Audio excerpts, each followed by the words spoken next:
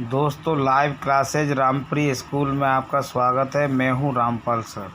समांतर श्रेणी को मैं आपको पहले वीडियो में समझा चुका हूं कि समांतर श्रेणी का मतलब क्या होता है। देखो दोस्तों, समान धन अंतर, ऐसी श्रेणी जिनका अंतर समान हो समांतर श्रेणी कहलाती है। इसे एपी के नाम से भी जानते हैं। और दूसरी बात है कि इसमें प्रश्न दिया है, जैसे कि 2 से 100 के बीच उन सभी विषम संख्याओं का योगफल ज्ञात कीजिए जो 3 से भाज्य। प्रश्न दिया है 2 से 100 के बीच उन सभी विषम संख्याओं का योगफल ज्ञात कीजिए जो 3 से भाज्य। तो दोस्तों, सबसे पहले हमें ये देखना पड़ेगा कि सम संख्या क्या है और विषम संख्या क्या है। समझ में आया इस तक? तो सम संख्या क्या है, विषम संख्या क्या है, ये अपन को देखना अनिवार्य है। तो इसमें क्या है, जैसे कि सम संख्या कहते हैं ऐसी संख्या जिसमें 2 का पूरा भाग चला जाता है। विषम संख्या कहते हैं ऐसी संख्या जिसमें 2 का भाग नहीं जाता है। तो 2 से 300 के बीच देखना है। देखो कि जैसे 2 में तो 2 का जा ही रहा है, सम संख्या हो गई, लेकिन तो हमारी एपी बनेगी साहब कि देखो 3 6 3 5 3 बन गई 5 और 3 और देखो 5 भी विषम, जैसे कि अब 3 हो गई, 5 हो गई और मैंने 7 कर दिया, 9 कर दिया, 11 कर दिया। इस आधार से मैं करता गया ये विषम संख्या में आ गया। लेकिन प्रश्न क्या कह रहा है, ऐसी विषम संख्या क्या कह रहा है, ऐसी विषम संख्याएं, उन सभी विषम संख्याओं के ऊपर ज्ञात करना है जो 3 से भाज्य है। अब विषम संख्या में 1 भी आता है, ठीक है, 3 आता है, 5 7, लेकिन वो प्रश्न कह रहा है कि वो ऐसी विषम संख्या जो कि 3 से भाज्य है। तो वो क्या होगी, वो होगी, देखो 3 के बाद 3 6 9 3 5 3 चौक 12, तो 12 का आ गई, सम आ गई, 18 देंगे, 3 5 15, ठीक है, डेड। अब अंत में क्या आएगा, जैसे 2 संख्या वाली है ना 100 के बीच की 99, तो 99 में रख दिया, क्या रख दिया, 99। तो अब 12 में 3 का जा रहा है, 15 में जा रहा है, लेकिन 12 काय में आ गई, सम संख्या में आ गई, 6 का में आ गई, एक सम संख्या में आ गई। इन दोनों को उठा देंगे, क्या क्या बचेगा, 3 9 15 डैश 99। अब ये 6 12 मैंने क्यों उठाया, 3 से भाज्य। अभी हाल मैंने बताया 3 से भाज्य, तो आपने लिख लिया 3 से भाज्य, लेकिन 6 12 क्यों उठाया, क्योंकि 6 और 12 सम संख्या है, इसमें 2 का भी भाग पूरा जा रहा है। अगर मैंने इसको हटा दिया तो अब पूर्ण रूप से जो एपी बन के आया, जो क्या हुआ, 3 9 15 99 हो गया ना सर। अब देखो, मैं पहले वीडियो में आपको बता चुका हूँ कि एपी का जो प्रथम पद होता है ना, उसे पहला पद, उसे तो ए से व्यक्त करते हैं। ए से व्यक्त कैसे करते हैं, प्रथम पद बराबर कितना आया इसमें, 3। और अंतिम पद उसको व्यक्त करते हैं किससे, अंतिम पद को n, ठीक है, लेकिन n अक्सर करके बां पद के लिए प्रयोग होता है, तो an अंतिम पद होता है।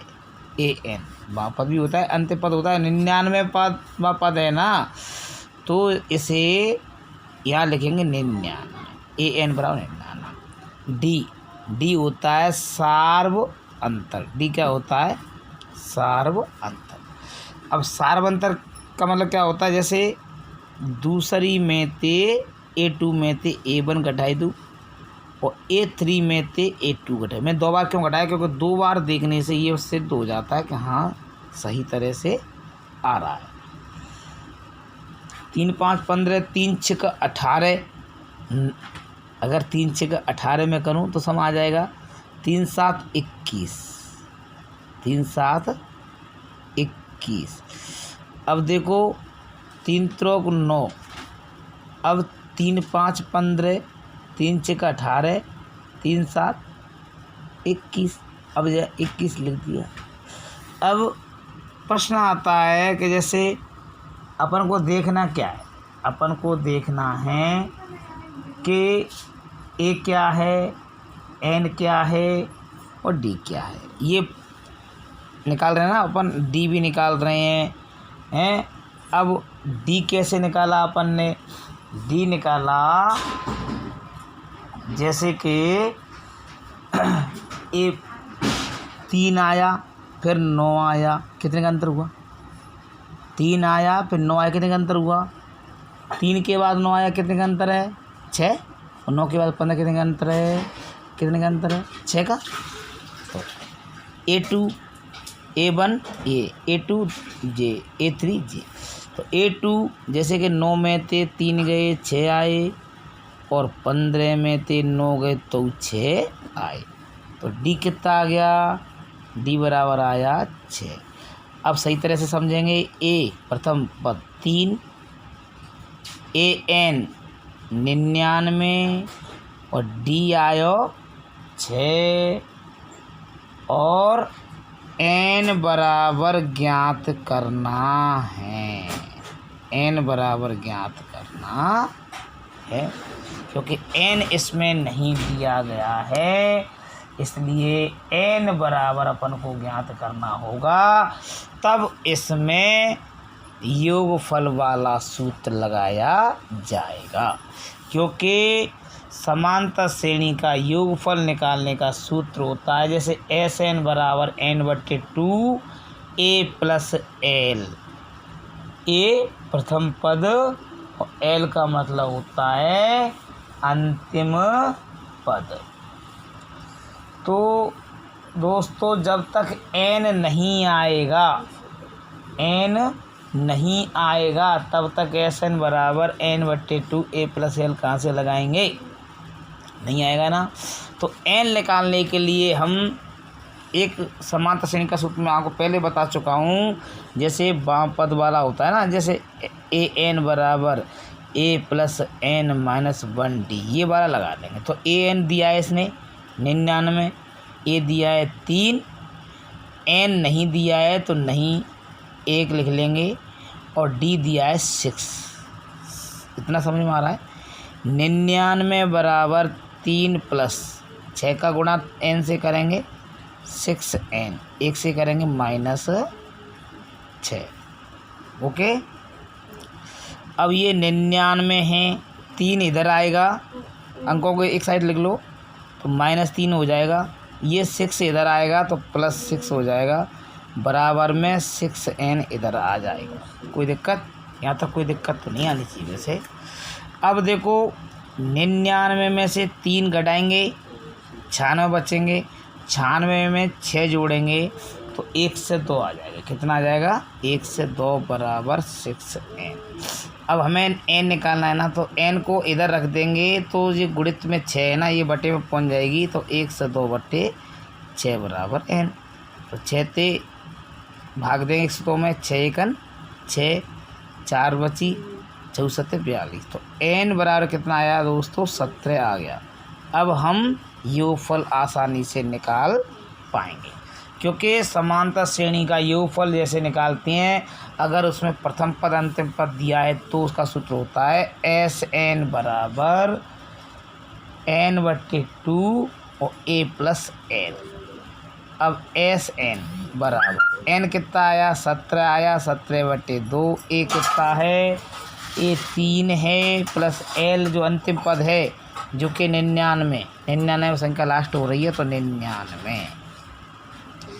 SN बराबर 17/2 गुणित में 99 और 3 कितना हो गया 1 से 2 में 2 का भाग देंगे 51 बार।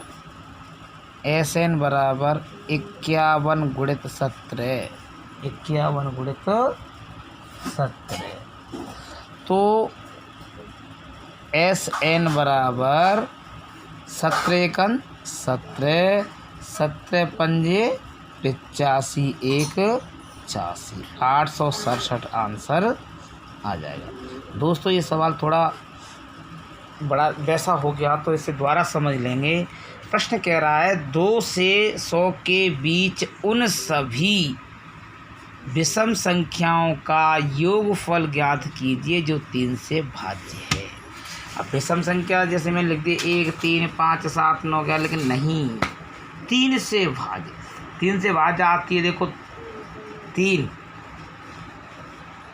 6 9 12 15 18 से हो जाता है लेकिन नहीं क्या कह रहा है विषम संख्या मतलब विषम सम नहीं होना चाहिए तो विषम में आएगा 3 9 15 डैश 99। दोस्तों क्या आएगा 99। अब सब देखो अंत में क्या आया 99 जिसे AN से व्यक्त किया। प्रथम में क्या आया 3 जिसे A से व्यक्त किया। अंतर कितना आया 6 जिसे D से व्यक्त किया। तो हमें पता है निकालना योगफल है। अब योगफल का 2 सूत्र होता है। एक तो होता है SN बराबर n/2 और A प्लस L। अब A का होता है प्रथम पद L का होता है अंतिम पद। तो इसी छोटे से सूत्र को लगा लें क्योंकि प्रथम पद दिया अंतिम पद दिया तो इसके लिए हमें चाहिए क्या सिर्फ n चाहिए। तो n निकालने के लिए इतनी सारी फफूंद हमने करनी पड़ी। जैसे कि n निकालते देखो ये सूत्र आता है वह पद का जो AN बराबर होता है A प्लस n-1D।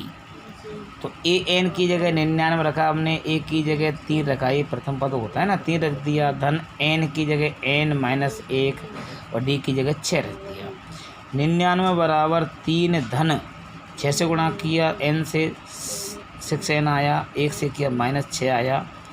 99 -3 अब -3 क्यों आया दोस्तों देखो ये बराबर के इधर 3 है ना तो अंकों को पंचांतरण करेंगे। यहाँ भले यहाँ थोड़ा सा लिख लो पंचांतरण करेंगे ना अपन तो 3 इधर आया -3 हो गया और 6 इधर आया माइनस का तो प्लस का हो गया बराबर 6n इधर लग रहा है। अब निकालना अपन को n है ना तो n इधर रखते हैं तो जो 6 गुणा के रूप में बटे में पहुँच जाए 102 के में 102/6 हुआ ना तो 6 का 102 में भाग दिया 17 बार गया तो n कितना आया 17 आया। अब मैं आपसे कह रहा हूँ कि छोटा सा सूत्र है योगफल का SN बराबर n/2 कोष्टक A plus n। A का मतलब होता है प्रथम पद L का मतलब होता है अंतिम पद। जैसे n/2 n कितना आया 17 आया 17 में 2 को भाग दे देंगे गुणा के रूप में 3 + 99 रख दिया अपन ने तो 17/2 गुणा 102 आ गया। 102 से 2 से 102 को काटा 51 वाला आया। SN बराबर 51 गुणा 17 आया। SN बराबर 867 आंसर रख दिया। दोस्तों वीडियो समझ में आए तो लाइक करें और शेयर करें। शेयर करना ना भूलें क्योंकि हम इतनी मेहनत से आपको वीडियो ला कर दे रहे हैं और लाइव क्लासेस चला रहे हैं तो वीडियो को शेयर करना ना भूलें। सब्सक्राइब करें लाइक करें और इसे ज़्यादा से ज़्यादा लोगों को लाभ लेने के लिए शेयर करें। धन्यवाद। अब मिलेंगे एक नए वीडियो के साथ आगे।